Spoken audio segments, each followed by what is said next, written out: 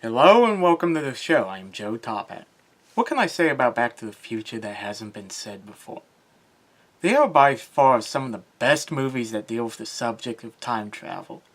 And time travel is not something that's easy to write about because of the complicated nature of time travel. If you're not careful, you can end up with a convoluted mess like they have on The Flash. Seriously, how is Reverse Flash still alive? Back to the Future never felt that way. The rules of time travel were set up from the beginning and they remained consistent throughout. But as good as the movies are, there have been a lot of unanswered questions. Like, for instance, how did Doc and Marty meet? Didn't George and Lorraine ever wonder what happened to Calvin Klein? What caused the fire that burnt down Doc Brown's house? What was Doc's first trip to 2015 like? And how does anything from Flashpoint make sense? Okay, enough with the jabs at Flash, which, by the way, is a good show overall, despite nitpicks.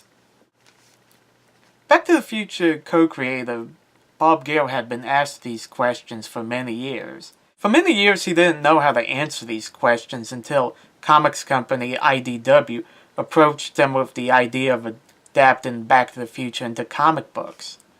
And thus we have Back to the Future. The stories in these comics are not very long. They usually begin with Doc working on the train to turn into a time machine. And a lot of times his sons, Jules and Vern, or even Claire, would interrupt him, and then he would go on telling, usually his sons, the stories about his own timeline. The very first story deals with how Doc and Marty meet, which has always been a question on my mind. While in the movie it's not really important how they meet, it's still an interesting subject. I don't want to give too much away, but I just want to say that it's very well done and I could actually see it happening in the movie. One of the criticisms that Back to the Future 2 gets is that the first movie never deals with Marty hating being called chicken. In this story, part of the reason why he meets Doc is because somebody called him chicken. So, it was a problem from the very beginning. The next story I want to talk about is Lorraine and George wondering where Calvin Klein went. George and Lorraine having an argument over, well, Lorraine feels that George is taking himself too seriously. And they both go to Doc because they want to talk to Calvin Klein to help them work out their problems. It was very creative how Doc was able to find a way to work out these issues without relying on Marty, because he knows that if these two break up, Marty would never exist.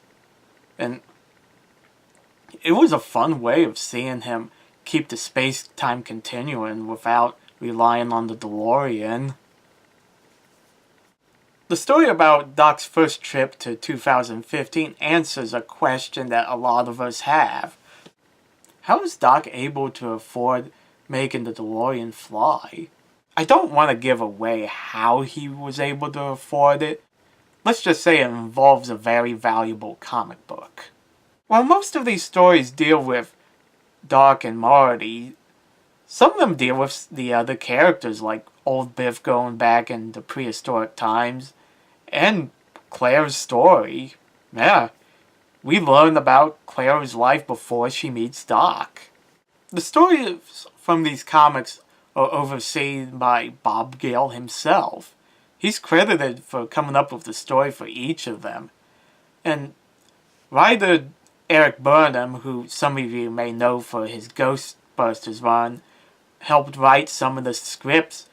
Ghostbusters artist Dan Schoenen drew the covers to some of the issues, like the one you see in the trade paperback, and even some of the stories.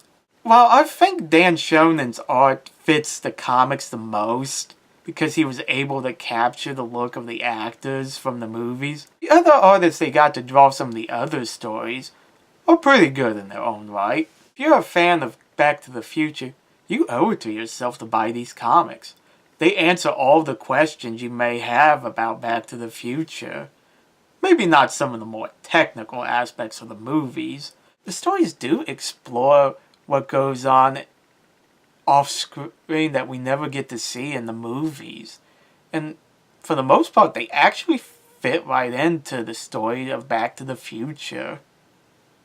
So, go to your local comic book store and buy them.